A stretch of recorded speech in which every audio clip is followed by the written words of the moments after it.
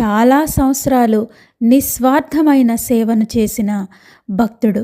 చాలామంది వచ్చి నాకు అది కావాలి, ఇది కావాలి అని అడిగేవారు. కానీ ఎప్పుడూ లౌకికమైన కోరికల కోసం ఎప్పుడూ కోరుకోలేదు అన్నా చెంచనీకర్. ఎప్పుడు బాబాను సేవిస్తూ బాబాగారి సేవలోనే అనునిత్యం గడిపిన వ్యక్తి అన్నా చెంచనీకర్. వీరి పూర్తి పేరు దామోదర్ ఘనశ్యామ్ బాబరే. ఈయన చెంచనీకర్ గ్రామం నుంచి వస్తారు. అందుకని షిరిడీలో వీరిని అందరూ కూడా అన్నా చెంచనీకర్ అని పేరు పెట్టి పిలిచేవారు. మొదటిసారి షిరిడీకి వచ్చినప్పుడు భార్యను చెంచనీకర్ ఊరిలో ఉంచి వస్తారు. అయితే ఆ సమయంలో విపరీతమైన ప్లేగ్ వ్యాపించి ఉంటుంది. అయినా సరే బాబా పాదాల దగ్గర ఉండి ఒకటే కోరుకుంటారు అన్నా చెంచనీకర్. నేను నా భార్య లక్ష్మీ చెంచనీకర్ను ఇంటి దగ్గర వదిలి వచ్చాను. ఆమెకు ఏమైనా జరిగితే అందరూ నన్ను నిందిస్తారు. నేను ఆమె లేని లోటును భరించలేను బాబా.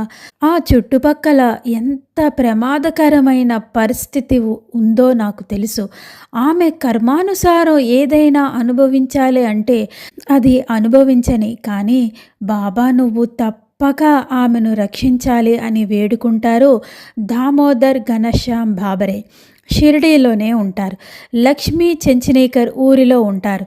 అయితే ఆమె ఒంటరిగా ఉన్నానో అనే భావన లేకుండా బాబా ప్రతిరోజు ఆమెకు కనిపించి బాబా సశరీరులుగా ఆమెకు దర్శనమిచ్చి ప్రతిరోజు ఇలా చెప్పేవారు, అమ్మా లక్ష్మి, ఏమీ పర్వాలేదు.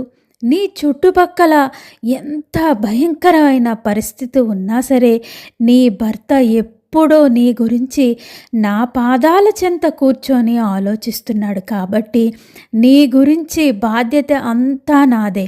నీ గురించి ఆలోచించవలసిన బాధ్యత అంతా నాదే. కాబట్టి నువ్వు ఏమీ చింతపడకు తల్లి, నేను నిన్ను రక్షించి కాపాడుతాను అని అభయమిస్తారు బాబా. దాదాపు అన్నా చెంచనీకర్ షిరిడీలో ఉన్న ఆ 7 రోజులు కూడా బాబా అక్కడ చెంచనీకర్ గ్రామంలో ఉన్న లక్ష్మీ చెంచనీకర్కు దర్శనమిచ్చి అభయమిచ్చారు.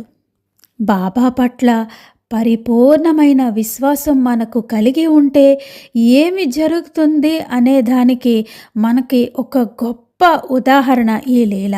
బాబా అనునిత్యం మనల్ని కనిపెట్టుకొనే ఉంటారు. ఏకకాలంలో కొన్ని లక్షల కోట్ల మంది భక్తులను బాబా ఎప్పుడు తన దివ్య దృష్టితోటి కాపాడుతూ ఉంటారు అని అనడానికి ఇంతకంటే నిదర్శనం ఇంకేం కావాలి. ఆ విధంగా బాబా